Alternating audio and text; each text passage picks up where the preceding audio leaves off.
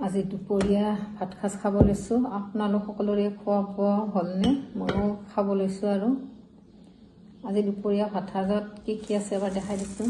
বোলে মায়ে তৰকাৰী কাটিছিলে, চব মিক্স কৰি এইটো তৰকাৰী বনাইছোঁ। আৰু এয়া ধনিয়া পাতৰ চাটনি বনাইছোঁ।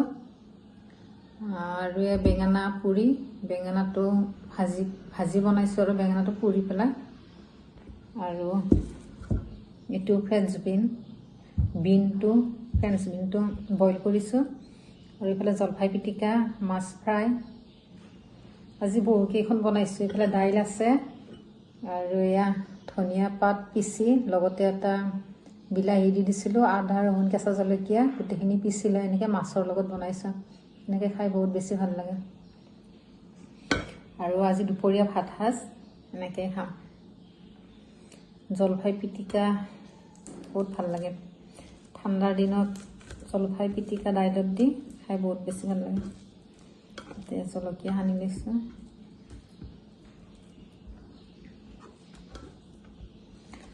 প্ৰথমতে তৰকাৰীখিনিৰ লগতে খাম। আৰু মায়ে বহুত মিক্স কৰি কাটিছে, বহুত বেলেগ বেলেগ যি আছিলে ঘৰত চব দিছে, অলপ অলপ এনেকৈ কাটিছে। খাই যাম।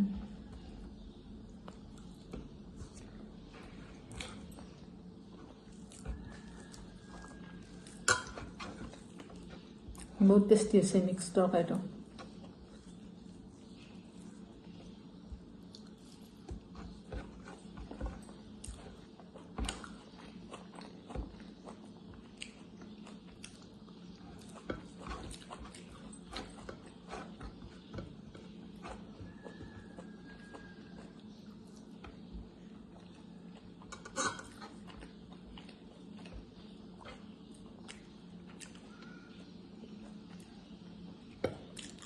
মাছৰ আঞ্জাটো খাই চাওঁচোন কেনেকুৱা আছে।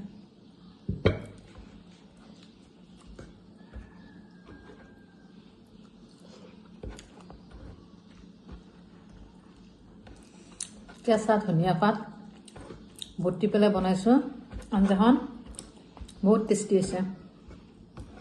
এনেকৈ বনাওঁ মই কেতিয়াবা কেতিয়াবা।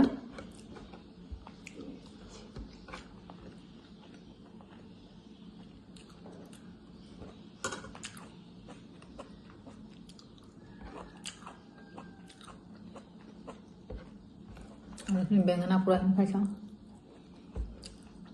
বহুত ভাল হৈছে বেঙেনা পোৰাটো। মই আগতে পুৰি লৈছোঁ।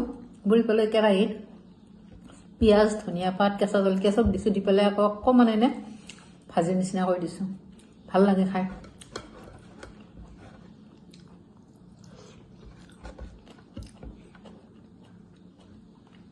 আৰু এইখন কেঁচা চাটনি। ইয়াতে ধনিয়া পাত আছে, ধনিয়া পাত, আদা ৰহুন এনেকৈ চব মিক্স কৰি বটিছোঁ। বহুত ভাল হৈছে।